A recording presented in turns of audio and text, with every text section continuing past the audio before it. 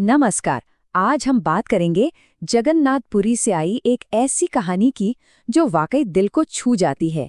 ये कहानी है एक पिता की, उसके बीमार बेटे की और उस एक पल की जहां आस्था और विज्ञान आमने सामने आ खड़े होते हैं।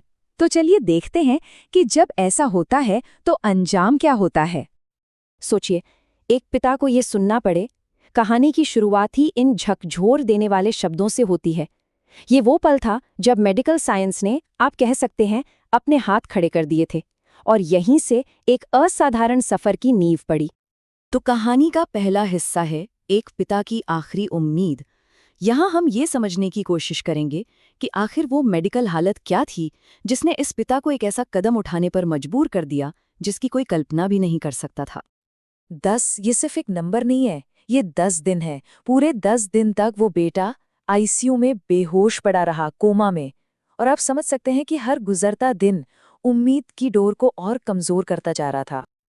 और फिर अहमदाबाद के सिविल अस्पताल में डॉक्टरों ने आखिरकार वो कह दिया जो कोई भी माँ बाप नहीं सुनना चाहता।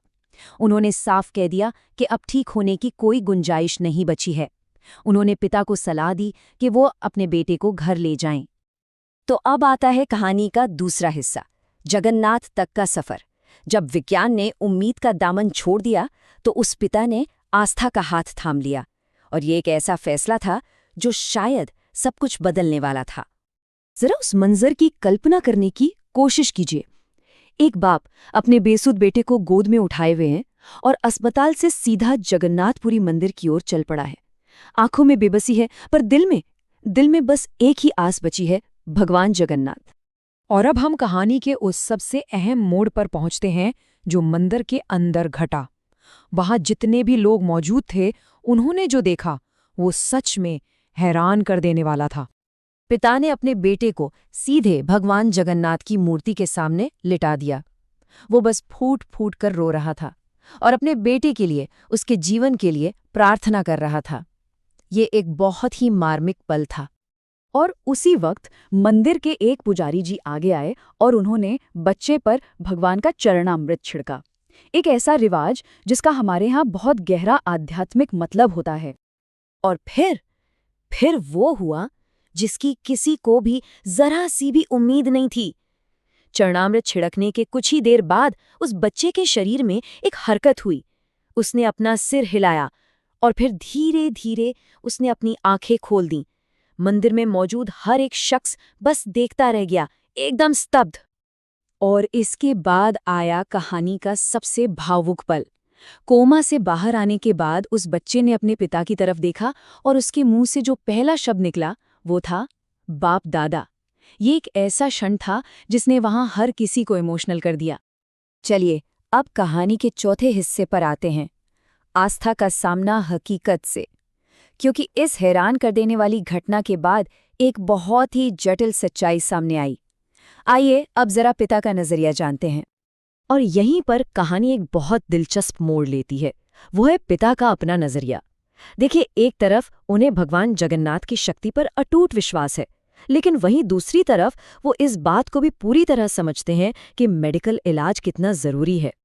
ये शब्द सीधे उस पिता के हैं जो उनकी गहरी समझ को दिखाते हैं। उनका मानना है कि जिंदगी की गाड़ी विश्वास और विज्ञान दोनों पर चलती है और इंसान को दोनों रास्तों पर चलना पड़ता है। मेरे ख्याल से ये इस पूरी कहानी का सबसे अहम पॉइंट है। तो फिर सवाल ये उठता है कि भाई, अगर पिता इलाज को जरूरी मानता है तो वो करवा क्यों नहीं रहा? इसका जवाब एक बहुत ही कड़वी और दुखद सच्चाई है। उन्होंने कहा, मैं इलाज के लिए तैयार हूं, पर साहब मेरे पास पैसे नहीं हैं। अब बात करते हैं पांचवें हिस्से की, एक समुदाय की गुहार। जाहिर है इस घटना ने पूरे समुदाय को, वहां के लोगों को अंदर तक झकझोर दिया। तो देखते हैं कि लोगों का रिएक्शन क्या था। लोगों की प्रतिक्रिया बहुत ही समझदारी भरी और संतुलित थी। वो इस घटना से हैरान तो थे, लेकिन साथ ही साथ वो प्रैक्टिकल भी थे। उन्होंने फौरन बच्चे के अच्छे मेडिकल इलाज की बात की और सरकार से मदद की अपील भी की। ये एक लाइन ना वहां मौजूद लोगों की सामूहिक भावना को अच्छे से बयां करती है। वो सब चाहते थे कि इस बच्चे को सबसे अच्छा इलाज मिले ताकि वो पूरी तरह से स्वस्थ हो सके। और अब हम आ गए हैं कहानी के आखिरी हिस्से पर, एक अनसुलझा सवाल। अंत में ये पूरी कहानी हमें एक ऐसे गहरे और अनसुलझे सवाल पर लाकर खड़ा कर देती है जिसका जवाब आसान नहीं है। देखिए, ये कहानी हमें कोई बना बनाया जवाब नहीं देती, बल्कि ये हमें सोचने पर मजबूर करती है कि आखिर हमारी गहरी आस्था की सीमा कहाँ खत्म होती है और हमारी व्यवहारिक यानी प्रैक्टिकल जिम्मेदारी कहाँ से शुरू होनी चाहिए। ये एक ऐसा सवाल है जिसका जवाब शायद हर किसी के लिए अलग-अलग हो सकता है।